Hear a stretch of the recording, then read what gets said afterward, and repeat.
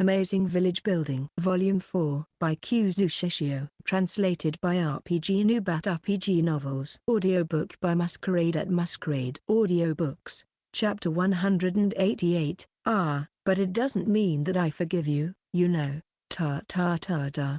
Congratulations, because you now have more than 300,000 villagers.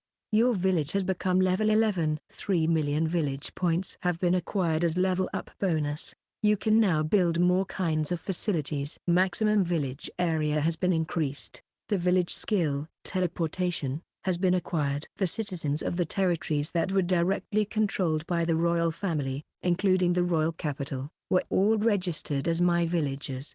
Thanks to that surge, my villager count exceeded the 300,000 mark and made my village level go up. That was not to say that my villager count was at just 300,000. The royal capital alone added 50,000 villagers. The other territories controlled by the royal family added about 150,000. And when the royal family assumed control of the original Albert territory, another 200,000 villagers were added. That meant I gained over 400,000 new villagers all of a sudden. By the way, I had a total of about 160,000 villagers before this surge happened. Of course, this villager count was only for the sake of my gift. I had no power over them. Well, I could use my village skills on them, like using villager appraisal to look at some of their personal information, but I didn't rule over them. As for the number of villagers that were actually living in the village in the wasteland, there were about 20,000 of them. It could be said that those 20,000 people were my actual villagers. 20,000 is still so many though. By the way, the village has returned to the wasteland without incident. The travelers and merchants who had arrived while the village was absent had quite a panic when they saw the village's walls approaching. They later expressed the surprise and dread they felt that time. I built a stone monument saying the village has temporarily moved to the royal capital. Village Chief Luke, so maybe that was why they waited there. Maybe next time, I should leave out the temporary part and just write the village has moved instead. Not that there would be a next time. That aside, the new village skill I learned is Teleportation.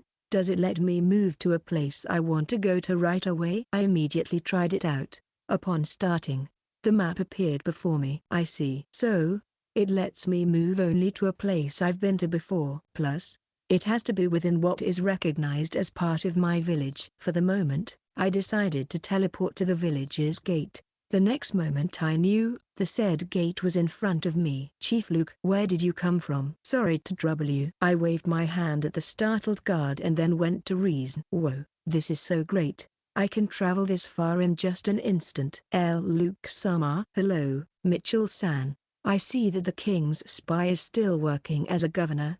Smirk. When I jokingly said so, Mitchell-san's face stiffened. I beg your forgiveness for that time, Luke-sama. But I swear to you, I am no longer working as a spy. By the king's command, Mitchell-san infiltrated the Albert territory and eventually became a governor. Even after the recent events, he was still the governor in charge of Reason, the largest city in the northern region of the Albert territory.